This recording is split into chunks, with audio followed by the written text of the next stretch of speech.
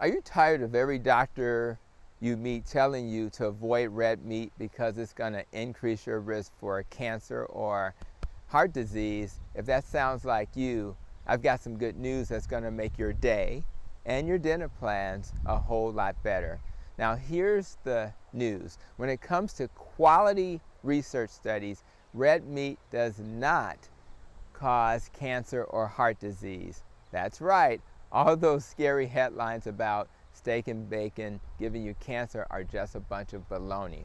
But before I explain, let me introduce myself. Hi, I'm Dr. Hampton, a board-certified family and obesity medicine doctor with a master's in nutrition and functional medicine. And my goal is to help you achieve metabolic health. And like you, I'm frustrated, guys, frustrated with patient after patient coming to my office stating they were told by another doctor to avoid red meat. Now, I get it. There are observational studies out there suggesting a correlation or association between red meat and cancer risk. But let's remember one thing: correlation does not equal causation. Just because you're chewing down on a juicy burger doesn't mean you're signing up for a one-way ticket to cancer. So why can't you trust any of the observational research studies? Well, imagine if someone sent a questionnaire to your home and the survey asked over the last year how much red meat you are eating. Now what's the likelihood that you'll be accurate in answering that question? Especially if they are not asking other questions like, what do you eat with the red meat? Additionally, many of these surveys don't even consider other factors like if you're a smoker, if you drink alcohol, or if you're exercising.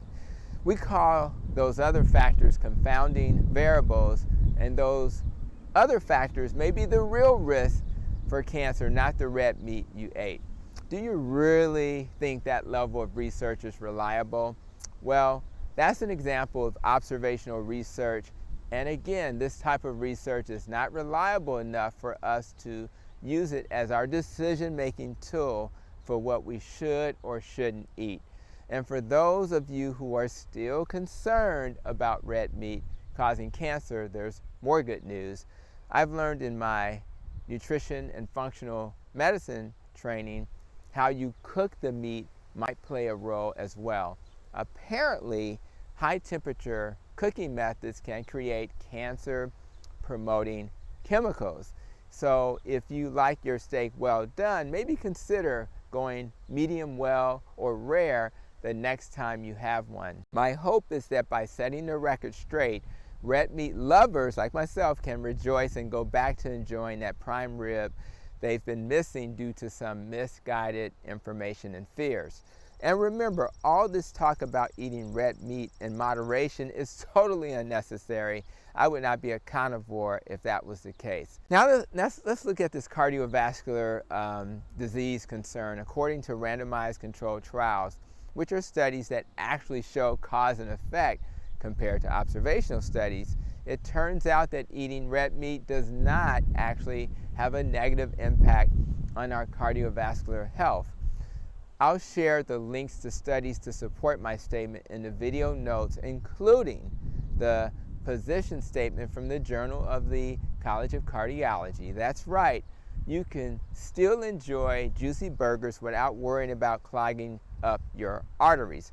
In fact, randomized controlled trials have shown that eating unprocessed red meat doesn't negatively impact our blood pressure, our blood cholesterol, or our heart disease risk.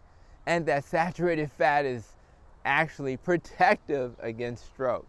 So go ahead and fire up that grill, because the science is saying that it's all good. So the next time someone tries to guilt trip you for indulging in a juicy steak, just hit them with some science and tell them it's all part of your heart-healthy diet. So let's raise our forks and toast to the fact that red meat isn't the villain we thought it was.